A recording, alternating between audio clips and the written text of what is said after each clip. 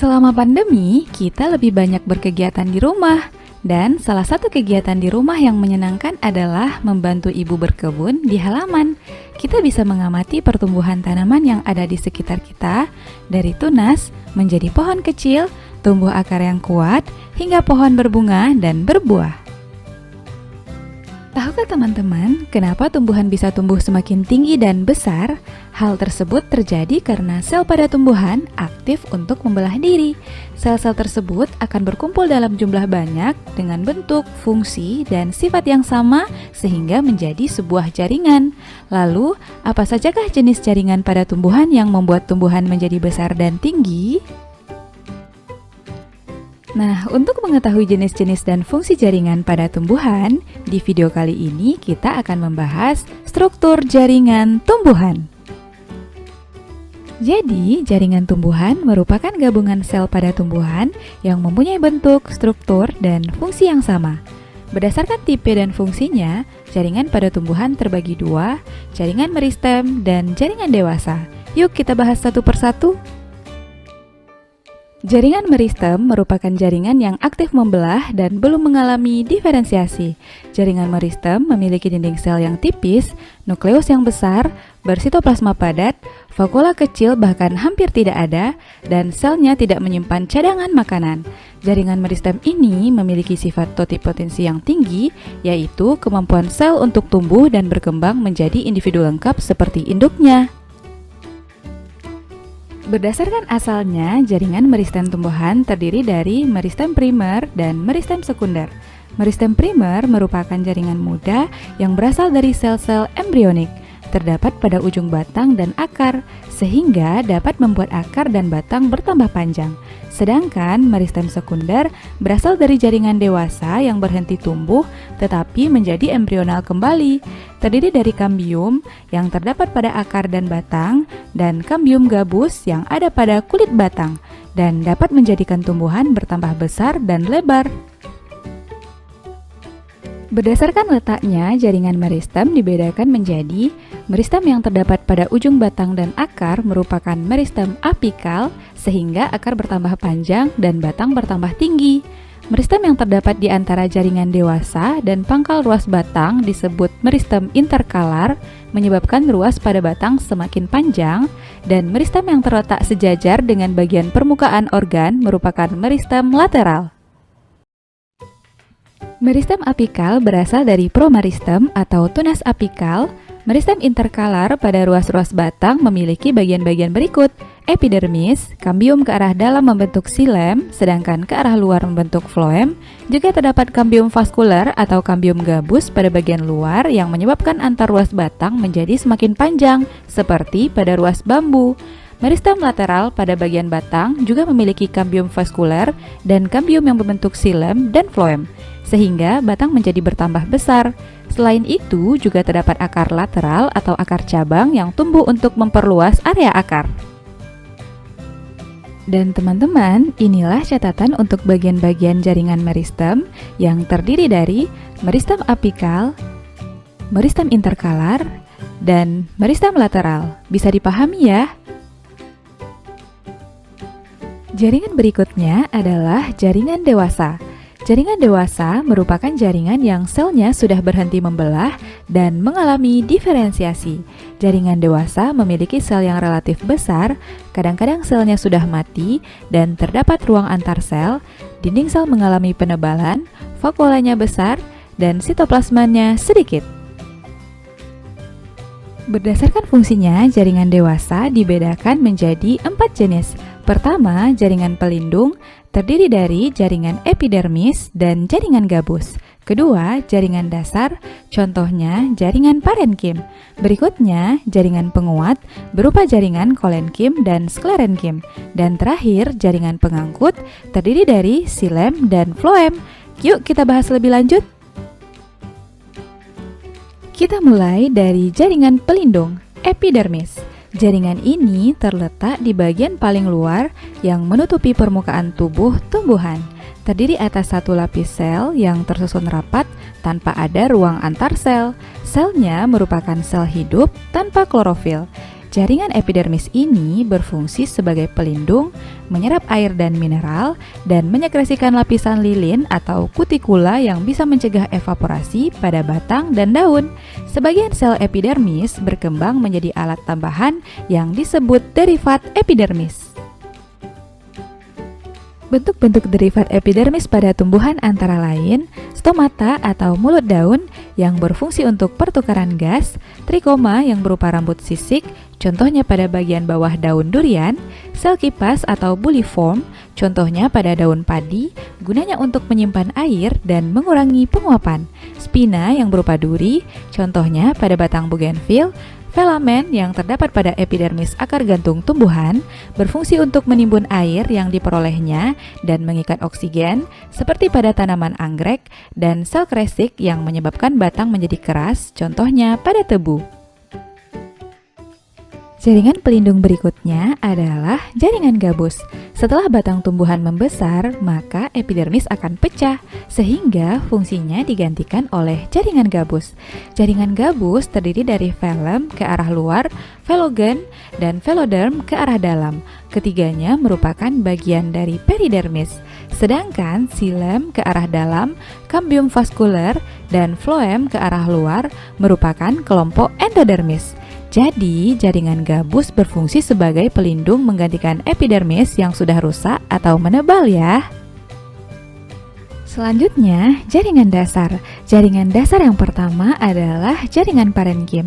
Jaringan ini memiliki dinding sel, sitoplasma, dan vakuola. Sel penyusunnya renggang sehingga terdapat ruang antar sel. Jaringan parenkim terletak hampir di semua bagian tumbuhan, memiliki ruang antar sel yang berguna untuk pertukaran gas, dinding selnya tipis sedangkan vakuolanya besar untuk menyimpan cadangan makanan, dan selnya berbentuk segi banyak atau polihedral. Berdasarkan fungsinya, jaringan parenkim terdiri dari beberapa jenis jaringan berikut. Parenkim asimilasi atau klorenkim berperan dalam melakukan fotosintesis sehingga hanya terdapat pada bagian tumbuhan berwarna hijau yang mengandung klorofil. Parenkim udara atau airenkim terdapat pada alat pengapung tumbuhan hidrofit seperti pada enceng gondok. Parenkim penimbun sebagai tempat penyimpan cadangan makanan, contohnya umbi, akar rimpang, biji, dan empulur batang. Selanjutnya, parenkim penutup luka, yang merupakan regenerasi parenkim baru, disebut juga velogen atau jaringan gabus. Parenkim pengangkut yang terdapat pada xilem dan phloem, dan parenkim air untuk menyimpan air, contohnya pada tanaman xerophyt dan epiphyt yang batangnya berlendir dan hidup di tempat yang panas. Sedangkan berdasarkan bentuknya, jaringan parenkim terbagi menjadi parenkim palisade, selnya berbentuk tegak dan banyak mengandung kloroplas terdapat pada mesofil daun. Parenkim bunga karang atau spons, bentuk sel tidak teratur, memiliki banyak ruang antar sel dan juga terdapat pada mesofil daun. Parenkim bintang atau actinenkim, bentuk sel seperti bintang yang saling menyambung, contohnya pada tangkai bunga Canna sp, dan parenkim lipatan, dinding selnya melipat ke arah dalam dan mengandung kloroplas, contohnya pada mesofil daun pinus dan padi. Oke teman-teman, sampai di sini berarti kita sudah membahas dua kelompok jaringan. Jaringan pelindung yang terdiri dari jaringan epidermis dan gabus, dan jaringan dasar yaitu jaringan parenkim. Berikutnya kita bahas jenis-jenis jaringan penguat dan pengangkut. Tonton terus videonya ya. Jaringan penguat atau disebut juga jaringan mekanik merupakan jaringan yang menunjang bentuk tubuh tumbuhan, selnya kuat dan tebal, serta telah mengalami spesialisasi. Jaringan ini berfungsi sebagai penegak dan penguat daun, melindungi embrio biji, melindungi tumbuhan dari gangguan mekanis, memperkuat jaringan airenkim, dan melindungi jaringan pengangkut. Berdasarkan bentuk dan sifatnya dibagi dua, yaitu jaringan kolenkim dan jaringan sklerenkim. Pertama, jaringan kolenkim merupakan organ penguat pada organ tumbuhan yang masih aktif membelah. Terdapat pada akar, batang, daun, bunga, dan buah yang terkena sinar matahari, tersusun atas sel hidup, dinding sel tidak ada lignin tetapi mengandung selulosa, pektin, dan hemiselulosa. Jaringan kolenkim ini menjadi penguat utama organ tumbuhan yang masih muda.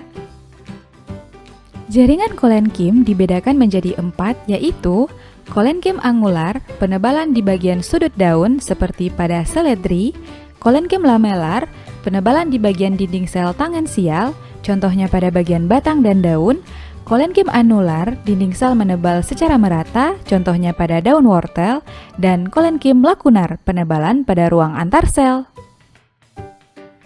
Jaringan penguat kedua adalah jaringan sklerenkim, merupakan jaringan penguat pada organ tumbuhan yang telah berhenti membelah dan tidak mengalami pertumbuhan. Terjadi penebalan merata pada seluruh dinding sel, selnya merupakan sel mati, dinding sekunder tebal dan disusun oleh lignin, terdiri dari serabut sklerenkim dan sklereid atau sel batu. Serabut sklerenkim merupakan sel yang membentuk serat, contohnya pada tanaman agave dan hibiscus cannabinus. Sklereid merupakan sel yang mati saat dewasa, tapi protoplasmanya tetap aktif. Contohnya adalah buah pir, kulit kacang, daun dan kulit biji dikotil, dan batok kelapa. Kelompok jaringan berikutnya adalah jaringan pengangkut. Pertama, xilem, berperan mengangkut air dan zat hara dari akar ke daun. Sel sudah mati dengan dinding sekunder yang tebal dan tersusun atas lignin, terdiri dari unsur trakeal yaitu trakea dan trakeid, serabut xilem, dan parenkin xilem, juga terdapat unsur pembuluh. Ketiga komponen xilem tadi memiliki karakteristik dan fungsinya masing-masing. Unsur trakeal berperan dalam mengangkut air dan zat hara. Trakea terdiri atas sel yang tersusun memanjang dengan ujung berlubang dan bersambungan pada ujung dan pangkalnya. Trakeid merupakan sel panjang dengan ujung yang runcing tanpa ada lubang sehingga terbentuk dengan pasangan noktah pada dua ujung trakeid yang saling menimpa. Serabut xilem merupakan sel panjang dengan dinding sekunder yang berlignin dan terdiri atas serabut trakeid dan libriform. Parenkim xilem tersusun atas sel yang masih hidup dan berfungsi sebagai cadangan makanan, terdiri dari dua macam, yaitu parenkim kayu dan parenkim jari-jari empulur. Jaringan pengangkut berikutnya adalah floem, terdiri atas sel hidup dan sel mati yang meliputi unsur-unsur kibral atau sel tapis dan komponen pembuluh tapis, sel pengiring, sel albumin, parenkim floem, dan serabut floem. Jaringan floem berfungsi untuk mengangkut zat makanan hasil fotosintesis ke seluruh bagian tubuh tumbuhan sebagai tempat penyimpanan zat organik dan menunjang pertumbuhan tumbuhan. Kelima komponen floem tadi juga memiliki karakteristik dan fungsinya masing-masing. Sel tapis memiliki bentuk seperti tabung dengan ujung berlubang. Sel ini berikatan dengan sel tapis lainnya dan saling berlekatan antara dinding ujung sel di bawah dan di atasnya. Sel pengiring merupakan deretan sel hidup yang menyerupai parenkim, berperan dalam transport zat makanan dan tidak dijumpai pada gimnosperme dan pteridophyta.